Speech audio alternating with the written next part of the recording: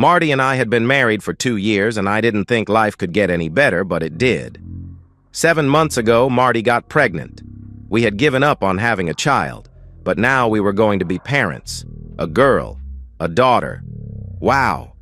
I read somewhere that girls were always closer to their fathers than their mothers. Hell, that was fine with me. I also read that children got most of their personality from their fathers. That was fine with me as well. Anyway, we were thrilled. We bought tons of clothes and toys. We decorated the spare bedroom in every shade of pink imaginable. It looked like a room full of Pepto-Bismol when we were finished. Then the most beautiful woman I have ever seen, and in all probability the most beautiful in the whole world, walked into my office. Okay, the office is a slight exaggeration. It's really a cubicle. But it is a corner cubicle, and in this dealership that means a hell of a lot. Yep, I said dealership. I sell cars. Cadillacs. I sell a lot of Cadillacs.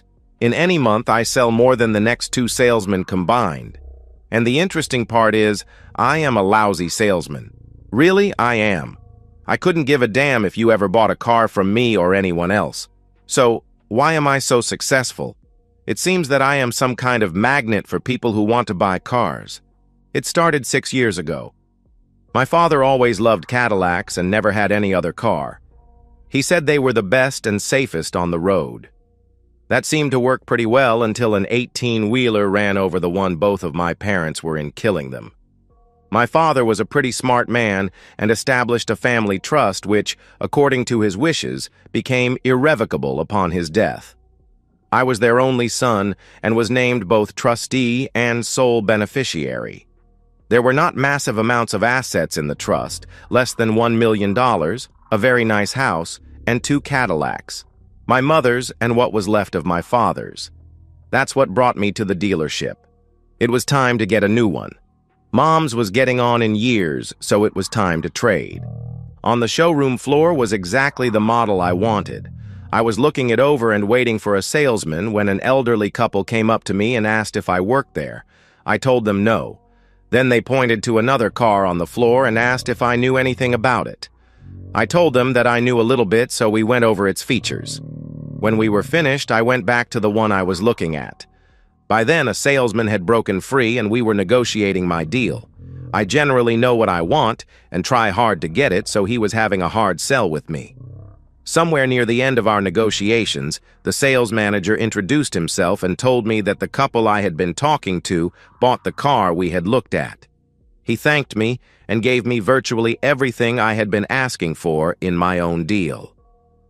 Over the next couple of months, I was in and out of the dealership 3 times. Once to get my title and registration, once for service, and once to have a defective tire replaced. Each of the 3 times I had a customer try to buy a car from me. I never sit around the service waiting area because there is always some trite reality program on TV or some loudmouth is talking on his cell phone, so I hang out on the showroom floor and look at the cars, and invariably, someone will mistake me for a salesman. The last time it happened, the same sales manager from before asked me into his office. A real office, a big office, a really nice office.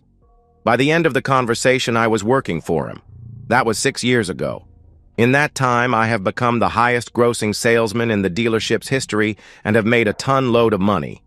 I work when I want to and come and go as I please. It's eerie the way it has turned out. Up until 3 years ago, I was single and loving life. I made love with a lot of women and sold a lot of cars. Over the years, I have turned down several promotions because even though I would like to have had a real office, I didn't want the hassle that went with a management position. Besides, I was making more money than everyone except the sales manager. Anyway, this gorgeous woman stormed into my cubicle and started talking. I didn't hear a word. I sat there with my mouth open and my eyes popping out of my head. "Are you listening to me?" I shook my head to clear it. "I'm sorry. My mind was somewhere else. Like on that beautiful body," I thought to myself. "I said my name is Leah Walker, and I'm married to the biggest jerk in the world." "And exactly why is that of interest to me?" I asked. "Because he's having an affair with your wife and is her baby daddy, that's why." "Excuse me? What did you say?" I questioned. You heard every word, she replied. Well, let me see. A woman I've never seen before comes into my cubicle and declares that her scumbag husband is having an affair with my wife and could be the father of her baby. Is that about it? At this point, she took out a stack of pictures and tossed the first one to me. It was a picture of a very naked Marty on her knees. Is that your wife? She questioned. Yes, I replied. That's my husband with her. She tossed another picture at me. It showed Marty and her husband making love to her. It also showed her very pregnant stomach almost touching the mattress. Then she tossed a third picture showing her husband kissing my wife's stomach. I was suddenly very sick. Where did you... And I never made it to my trash can. I threw up all over my floor and caught the attention of almost everybody in the place. Leah Walker grabbed the pictures as people started rushing in to see what had happened. I excused myself and went to the restroom to rinse my mouth out and slap some cold water on my face. When I came out, maintenance had cleaned up my mess and sprayed some disinfectant around the showroom. Leah Walker was sitting on one of the several chairs we had scattered around. I walked up to her. I apologize. You kinda took me by surprise.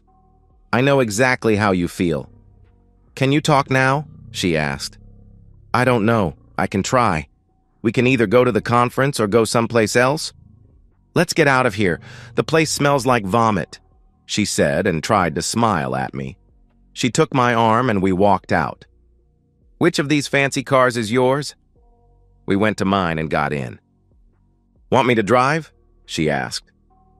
I shook my head no and headed for the nearest bar, which happened to be in the Hilton Hotel 3 blocks away. We pulled in and I started to get out.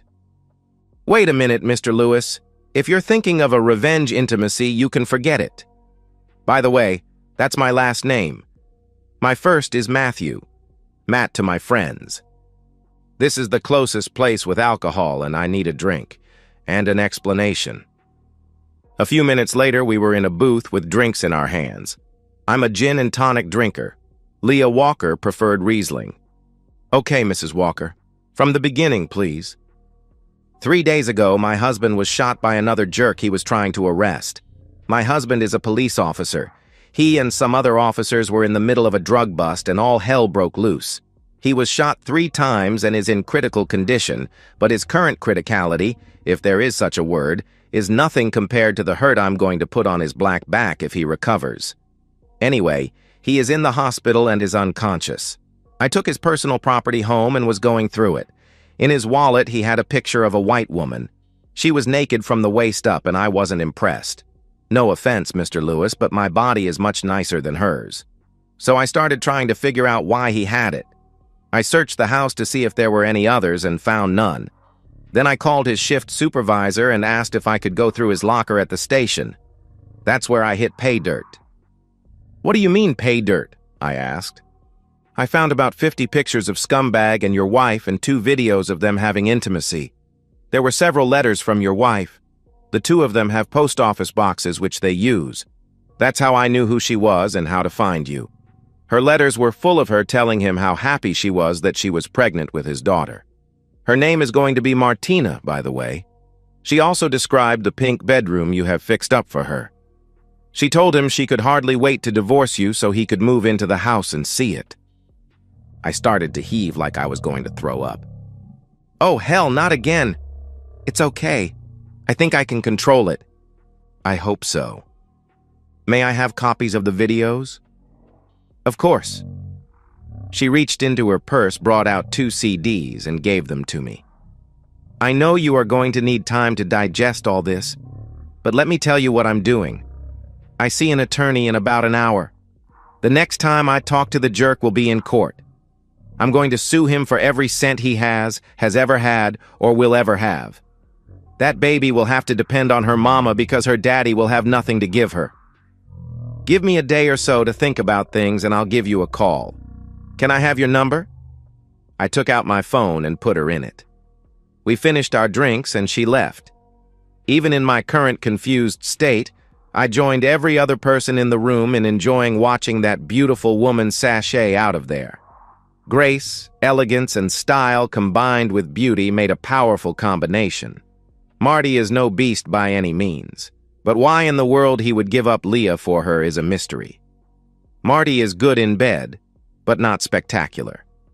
I just knew she would be the best piece of beautiful woman possible. It suddenly dawned on me that I didn't know her husband's name, so I called her. "Surely you haven't made up your mind already?" she asked. "No, but I have some questions for you. First, what is the jerk's full name? And second, how did you know my name and where to find me? And third, does Marty know he has been shot?" "His name is George Henry Walker. In one of her letters, your wife told him where you work, and wouldn't it be funny if he bought a car from you with your own money after the divorce? So I had your last name from her name on the letters, and I knew where you worked. Easy. As far as knowing if he has been shot, the press knows about the bust and has reported it, but not the names of those who were shot. When I went through his locker, I found a phone I didn't know he had and assumed she had contacted him on it.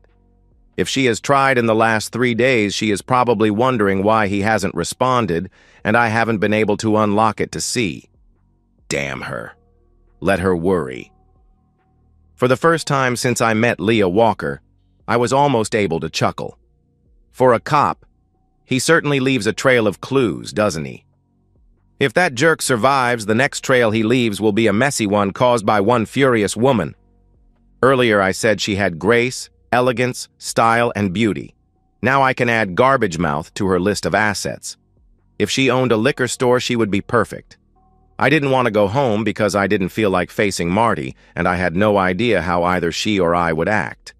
I knew about her and Jerk, but as far as I knew, she was unaware that I knew. I called the dealership attorney and asked to see him. 20 minutes later, he was confirming what I thought about my family trust. She couldn't touch a dime of it. She could only get half of what we had accrued during the marriage, and I was determined that she wasn't getting any of that either. I'd fly to Las Vegas and lose every penny at the casinos before she got a dime. Then I went home. Marty was there sitting in the living room. She jumped up when she saw me and ran up to me for a hug and kiss. I stopped her and told her that I wasn't feeling too well and didn't want to infect either her or her baby. She took a step back at that comment and just looked at me. I tried to maintain a bit of normalcy during dinner and after. Just after dinner, we were sitting in the living room talking. It was one of the most difficult evenings I have ever had. I could hardly stand to look at the cheating woman, much less carry on a civil conversation. But I knew that my plan depended on it. Just a few days. Then she would be toast. She was telling me that someone was telling her about a drug bust a couple of days ago, and apparently some people were shot. I then told her that a police friend of one of our mechanics had been shot a couple of days ago and was in critical condition. I told her I didn't know if it was the same incident or not. I watched as her eyes got huge and fear spread over her face. She quickly excused herself and almost ran to our bedroom. I followed and listened through the door as she made a phone call. "Come on, sweetie, answer. Please answer. Oh God, don't let it be him. Please." "Don't let it be who?" "And who is Sweetie?" I asked as I opened the door and walked into the room. "And whose phone is that?" "Yours is on the coffee table." It's Debbie's phone. She left it here yesterday. She's Sweetie." "Don't let what be who?" I asked. "What are you talking about?" she replied. "You said, oh God, don't let it be him." "No, I didn't. I said, God, I hate the gym." She made an excuse. "Oh, okay. I guess I misunderstood." And I went to make myself a drink. She lied, and I knew it. I decided to forget the drink and just left. I drove to my favorite coffee shop and called Leah Walker. "Hi, this is Matthew Lewis. I talked to an attorney this afternoon, and I have decided to nail their backs to the wall." "Good. That means they will get it from both sides. My attorney and I are doing the same thing. By the way, I managed to unlock the jerk's phone. The password was his badge number, the unimaginative bastard. There are hundreds of messages between the two of them. Some of them are pretty disgusting. Right after I unlocked it, your wife called and left a message. She wanted to know why he hadn't called her. Then she called again later wanting to know if he was okay. She had heard that a police officer had been shot and was afraid it might be him and he should call her as soon as he could. How did she find out? So I told her what I had told Marty. We both laughed. I also told her that what I really wanted to do was put at least one of their videos on the web and see if I could make some money. I could almost feel her smile through the phone. We talked for a while longer before hanging up. I went back home. Marty was asleep. I slept in one of the spare bedrooms. The next morning she was gone when I got up. I packed a suitcase and made arrangements for a flight to Las Vegas. I called my sales manager and told him that I needed a few days off. He said no problem, and I headed for the airport. 6 hours later, I was sitting at a blackjack table betting the maximum and trying to lose all my money. It didn't quite work out that way. Within 3 hours, I was ahead $12,500, so I changed my plan. I started writing checks on our personal accounts and cashing them. If I couldn't lose it, I would pretend to. It was around 11 that evening that I received a call from Marty. "Why aren't you home? Are you working late? You never work late." "I'm in Las Vegas and I am drunk as a skunk." "What? Why are you there?" she asked. "Because I found out that you are a cheating woman." I ended the call and turned my phone off. Then I went up to my room. I had put off watching the videos Leah had given me, but now it was time. I made myself a rum and coke from the minibar. I had never had a rum and coke in my life, but I had never watched my wife cheating with someone else either, so I figured it could be a night of firsts. The first scene was obviously early in their relationship because Marty didn't appear to be pregnant, but she certainly was excited. She was intimate with him in every way imaginable and never seemed to get enough. I threw up, but I did make it to the bathroom. I don't know which was more disgusting, watching her cheat or trying to drink the rum and coke. After rinsing my mouth and putting water on my face, I sat and stared at my laptop. It suddenly dawned on me that the video had been shot from all angles. It moved around the room. There was somebody else in the room. Holy hell. Exactly how many people was she cheating on me with? I made another drink. Whiskey and Sprite this time.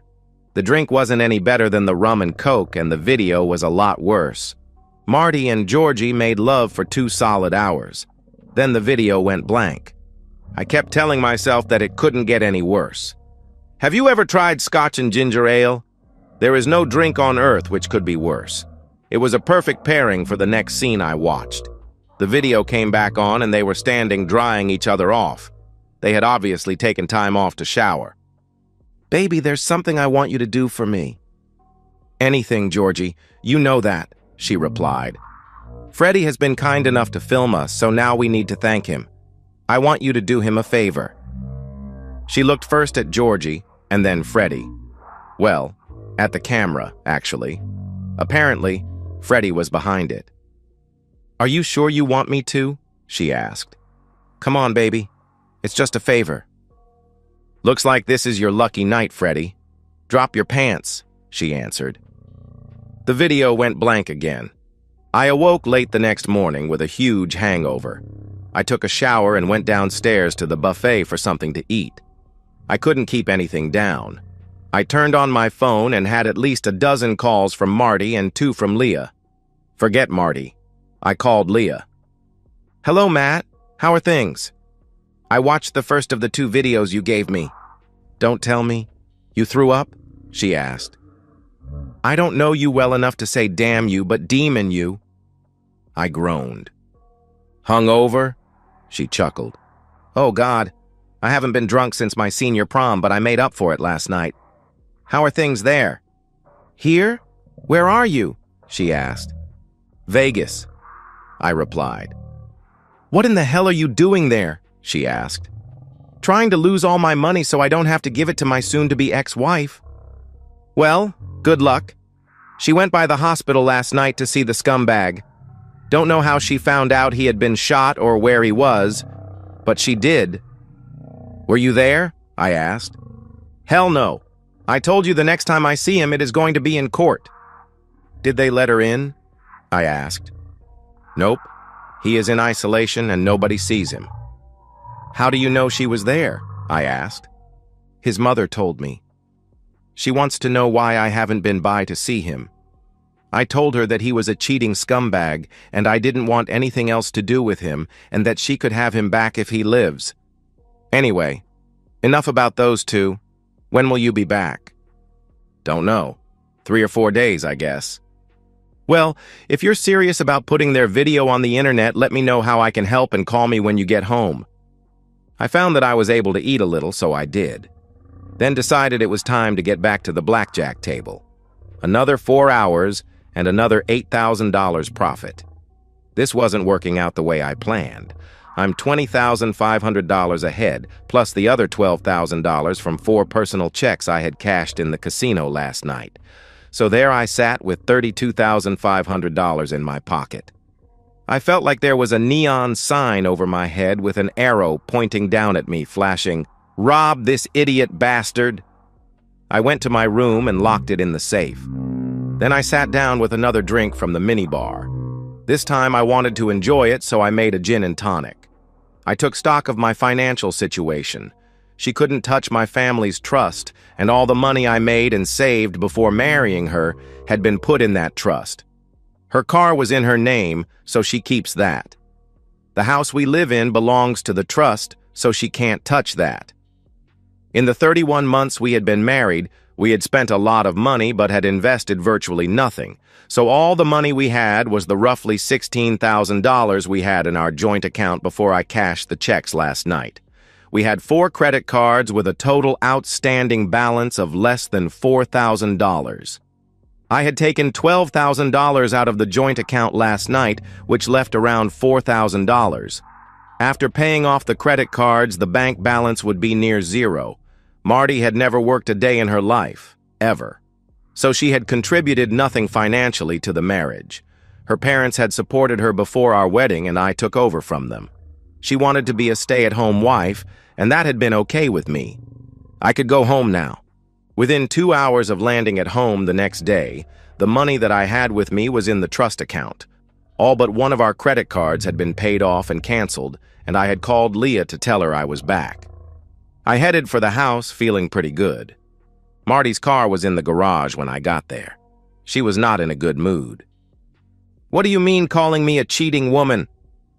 I've never cheated on you, and why did you hang up on me, and why didn't you return my calls, and etc., etc." She finally ran out of things to yell about and was going hoarse. "Where did you spend night before last?" I asked her. "Why, here, of course," she replied. "You're lying. You spent it in the waiting room of Memorial Hospital trying to see your love buddy, George Henry Walker. You also spent yesterday and last night there. You've been home less than 2 hours, and the only reason you're here is because they kicked your back out of the hospital." She started stammering. "Damn you and your Get your stuff together and be out of this house in 1 hour." "You jerk. You can't kick me out of my own home. And besides, I'm pregnant. The courts won't let you kick me out," she replied. "Jesus Christ, but you and Georgie are extremely dumb. How did he ever become a cop? This house belongs to my family trust, and as the trustee, I'm telling you to get out and stay out. The courts have nothing to say about it. This is not your husband talking. It is the trustee of a legal and binding document which the courts have no power to change. You now have 55 minutes. "But Matt, what about our baby?" she asked. "You mean Martina?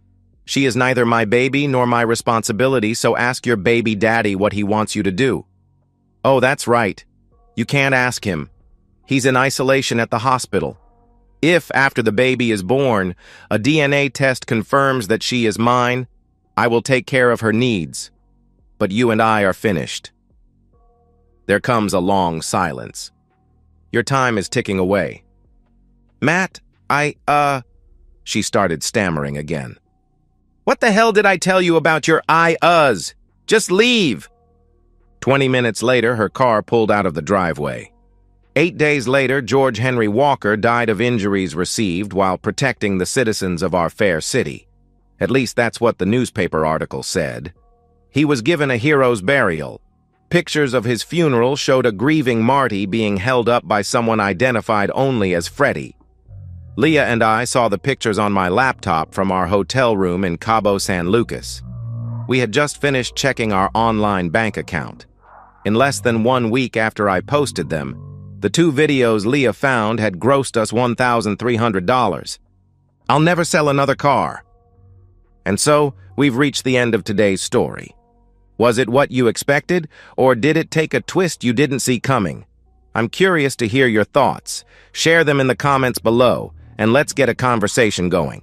If this story kept you hooked, make sure to hit that like button. And if you're new here or just haven't subscribed yet, now's the perfect time to join our community. I bring you fresh, captivating stories every day, so click that subscribe button and turn on notifications so you never miss out. Thanks for watching, and I'll see you in the next one.